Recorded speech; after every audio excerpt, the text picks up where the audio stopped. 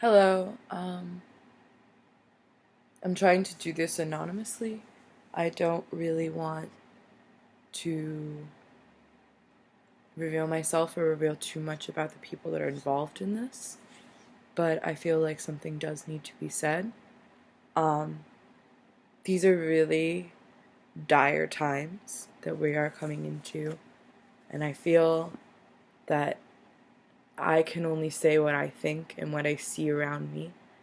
Um, but I also have to accept that some of the things that I'm going to say are not things that people are ready to hear or want to believe, and I understand why people um, can think that things like this are crazy.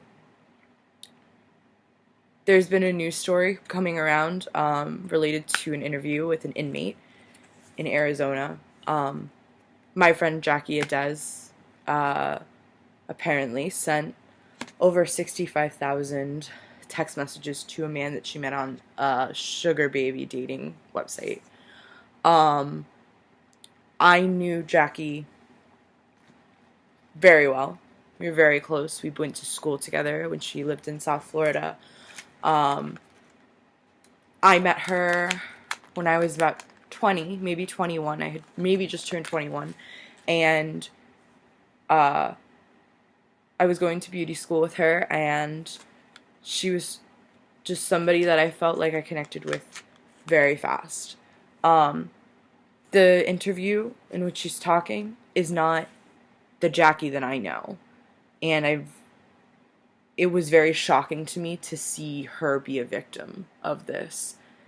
Um, Jackie was very well taken care of by somebody who was very, very, very wealthy, wealthier than anybody I've ever met or probably will ever know.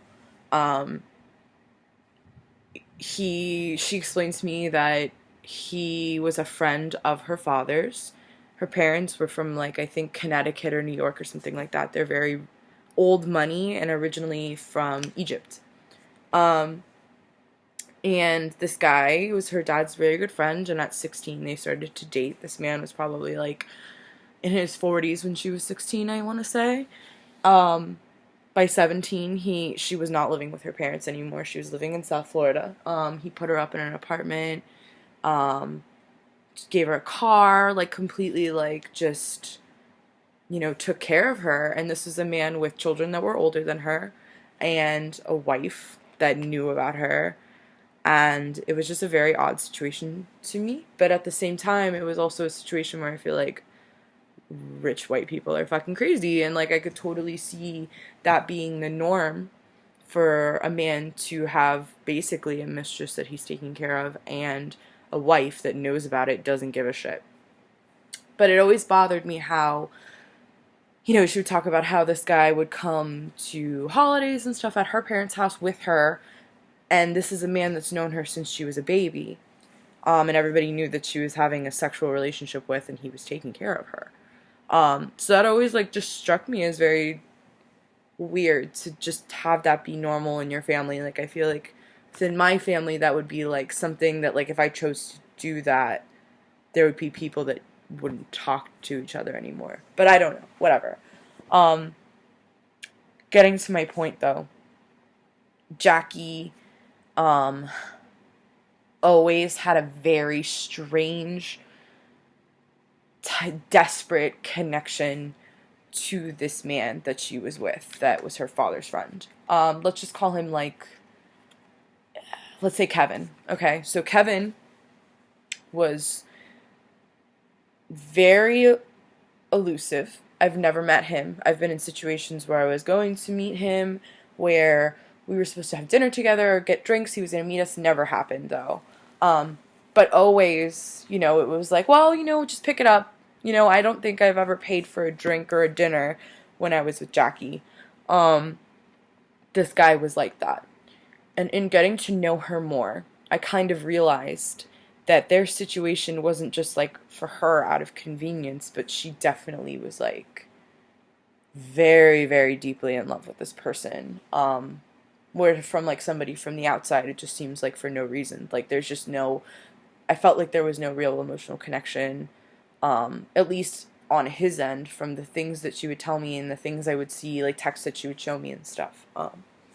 But this guy, you know, would kind of put her through the ringer sometimes, and I've been with her when he would be texting her things and just saying like, oh, well, you know, everything's in my name, so you can take that attitude if you want, but what are you going to do? Just very threatening about, I guess, taking away her comfort level, I want to say. And when you think about it, this is a woman that never had to develop into a woman in the way of somebody that just like, I guess, just a standard middle class 20-something girl in our times right now. She had degrees. She was picking up certifications left and right. Never really worked. Never really did anything with them. Just kind of just things he paid for her to do. Kind of like, I guess, a hobby or something. But yeah, after like the time that I had spent with her and knowing her as a person, I figured out that, you know, from the surface, like when she's clothed, you can't see it.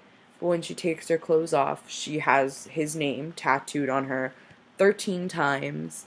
Only his name. Well, that's a lie, because she has a garter belt tattooed on her thigh with his name in it.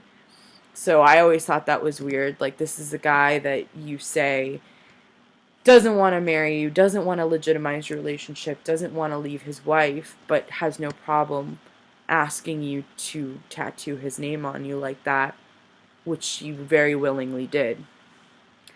In the video of her speaking, she talks about love a lot.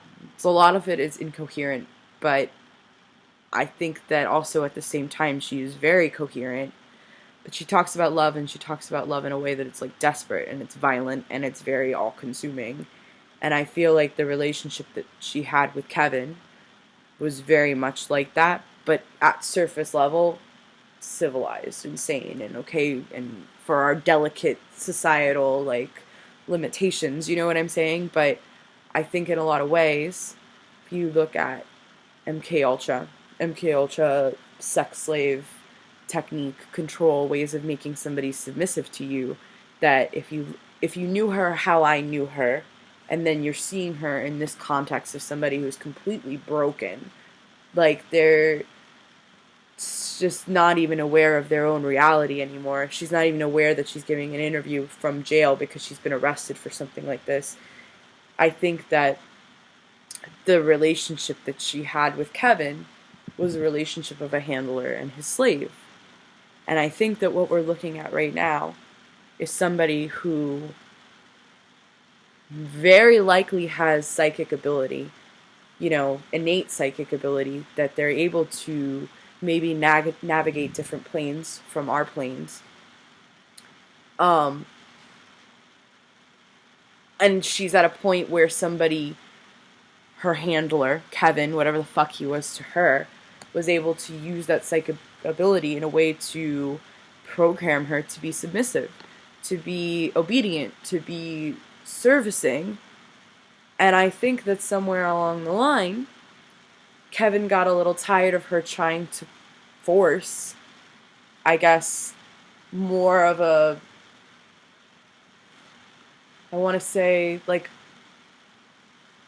normal, like, standard way of being in our society, in a way of, like, marrying her, or, like, at least, like, putting things in her name, giving her ownership of things, because when they were together, not even her car was in her name. And when we would go to her building, she lived in this crazy-ass building with, like, a doorman, and you had to pay to valet your car if you were a guest. He would always refer to her by Kevin's last name. Let's just say it's Goldstein. So it would always be, "Hi, Mrs. Goldstein," and she would laugh because she felt like, "Oh, haha, that's my husband." But the point of me saying that is that she just owned nothing. It was almost like her life was meant to serve him, but he made it very sure that if she got out of line or she acted in a way that was inappropriate to how he wanted her to act, everything could be taken from her. So now we have somebody who, by her own story, went on a road trip from South Florida to Arizona and was just looking. Maybe on her surface reality, okay? Because I do believe Jackie is somebody that maybe does have a second vision, if you will. somebody who's able to see our reality, but also see another reality, beyond the surface layer of our reality, and be able to comprehend it, but not comprehend it in a sane way to explain to people. Let's say she's just looking. She thinks she's looking for a sugar daddy. She thinks she's looking for somebody who's going to take care of her again. But really, there's a broken person inside of herself that's looking for somebody to serve. She's looking for somebody to be submissive to because that's how she's been programmed. And I think that the rejection, I think that she was being triggered this whole time by maybe an ex, triggering her programming to be a submissive, coupled with the psychic ability that I don't really think that she has a full understanding of. It's driven her to reach a point of complete, incoherence to our reality. I think Jackie definitely has something inside of her, if you want to call it an indigo spirit, a healer, something like that, but there is something about Jackie that is very much, she has an aura, and it's hard to see it from these videos, which is basically your only perspective of her as a person speaking, rather than seeing her on Instagram. Her aura is somebody that is too regal for our reality. Something about her spirit is very much from another world, and in that other world, she's somebody of magnitude. I think that the things that she was saying in that video are very true, and are things that need to be sought after further. I encourage people, and I encourage people watching this, to look at that video, look at that interview, save that interview, because I assure you it will be taken down. You won't be able to see the full 18 minutes or so of the footage, but I assure you that there are things in there that are very real things, and I encourage anybody that knows anything about numerology, because unfortunately I do not, to look into the things that she's saying. I can't stop reading about this. I can't stop looking at this. I can't stop watching this video, because this is somebody that I considered a friend. This is somebody that I had eaten meals with. This is somebody who's been in my house. This is somebody that I, loved. We had a very weird, close relationship that was just so drawing to me, and I don't think that I've really met somebody like Jackie before.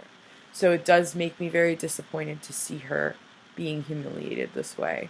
I question the validity of the things that are being said against her, and I really do in a lot of ways feel as if this is a way to humiliate, degrade her, and kill any credit that she has.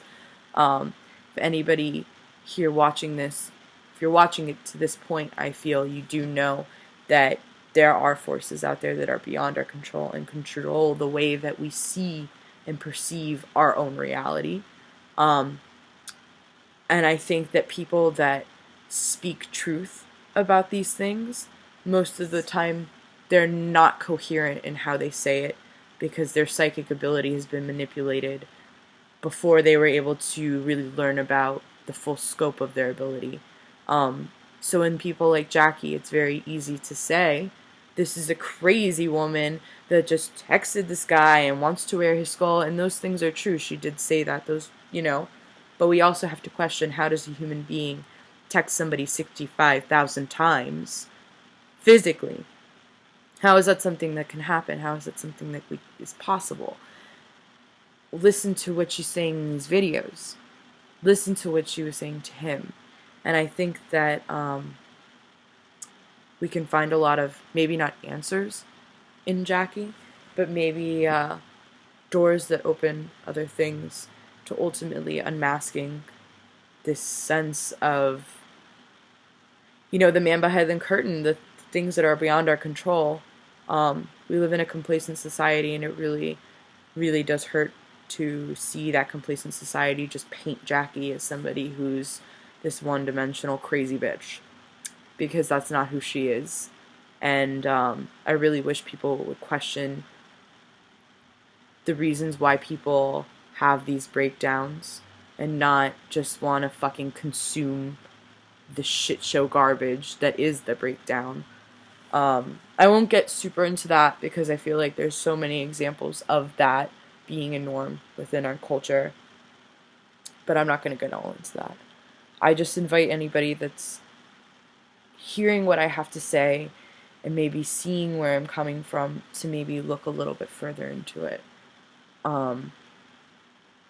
It's just very strange to see somebody that I was very close to personally experiencing this. I can't even begin to explain. I definitely did feel, though, that I had to say something and I had to say my part. And I don't know, for me, what will come from me posting this and saying what I have to say. But I hope to open up some dialogues that are not just women are fucking crazy, which is, I'm tired of seeing that dialogue. I'm tired of that being acceptable. We need to ask questions as society more. And we need to question what we're being told and not just eat it up like a good little dog. But anyway, thank you for listening to this. Thank you for watching this. Maybe I'll post something follow up. Maybe people are interested. I don't know. I feel like this, I would like to have discussions about this with people, though. Thank you very much.